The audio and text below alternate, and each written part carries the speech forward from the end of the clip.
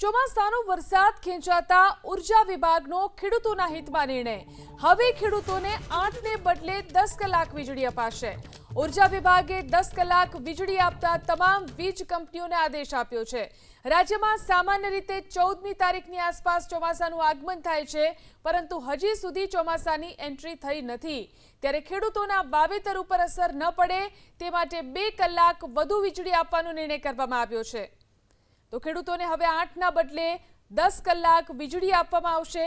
આ વર્ષે વરસાદ ખેંચાયો છે, ત્યારે ખેડૂતોને તકલીફ ન પડે ત્યારે ખેડૂતોના હિતમાં આ મહત્વનો નિર્ણય કરવામાં આવ્યો છે। ઉર્જા વિભાગે 10 કલાક વીજળી આપવા તમામ વીજ કંપનીઓને આદેશ કર્યો છે। રાજ્યમાં સામાન્ય રીતે 14મી તારીખની આસપાસ ચોમાસાનું આગમન થાય છે, પરંતુ આ વર્ષે હજી ચોમાસાની એન્ટ્રી થઈ નથી। તો ખેડૂતોને 10 કલાક વીજળી આપવાના નિર્ણયને આવકાર। દક્ષિણ ગુજરાતના ખેડૂત આગેવાન જયેશ પટેલે સરકારનો આભાર માન્યો। 2 કલાક વધુ વીજળીને કારણે ડાંગર, શેરડી, કેળા અને પપૈયાના પાકને ફાયદો થશે।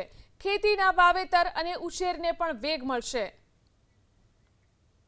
ખેડૂતો અને ખેડૂત આગેવાનો, ખેડૂત સંગઠનો તરફથી સરકારશ્રીમાં અને માનનીય મુખ્યમંત્રીને રજૂઆત થઈ હતી કે જે 8 કલાક વીજળી આપવામાં આવે છે એને વધારીને 10 કલાક કરવી જોઈએ, ને એના અનુસંધાનમાં આદરણીય મુખ્યમંત્રીશ્રી તરફથી સરકારમાં સૂચના થયા પછી ઉર્જા વિભાગે પરિપત્ર કર્યો છે।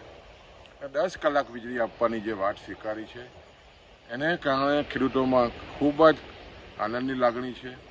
આ વર્ષે જે રીતે વરસાદ ખેંચાયો છે, પાણીની ખૂબ જ જરૂરિયાત હોય, સૌરાષ્ટ્ર હોય, ઉત્તર ગુજરાત હોય, દક્ષિણ ગુજરાત હોય, તમામ ખેડૂતોને પાણીની જરૂરિયાત છે અને એમાં વીજળી 10 કલાક આપવાની સરકારે જે સ્વીકારી છે એને કારણે આવનારા દિવસોમાં પોતાનો પાક ખેડૂત બચાવી શકશે। એટલે સરકારશ્રીના નિર્ણયને અમે વધાવીએ છીએ।